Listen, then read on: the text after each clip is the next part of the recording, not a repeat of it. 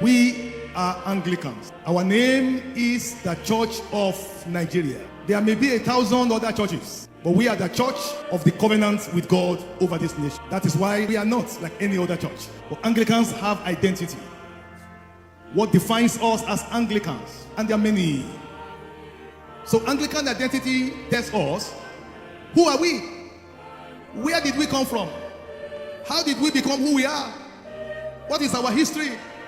And how can they distinguish us from other churches in this era of proliferation of churches?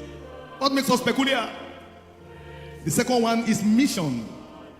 Mission describes the sense of sending out somebody from a position to go beyond that place to carry out a message or implement a program.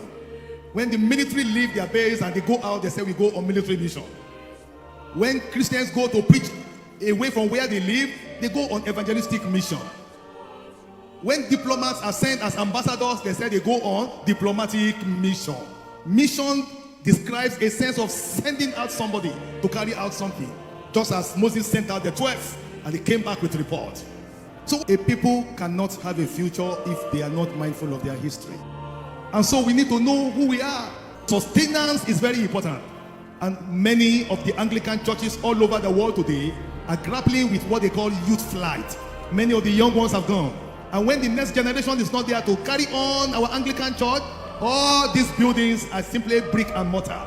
It is the human beings that makes the church. And so we need to understand we must build the church. And that refers to the people, so that a generation will pass on what we have to the next generation.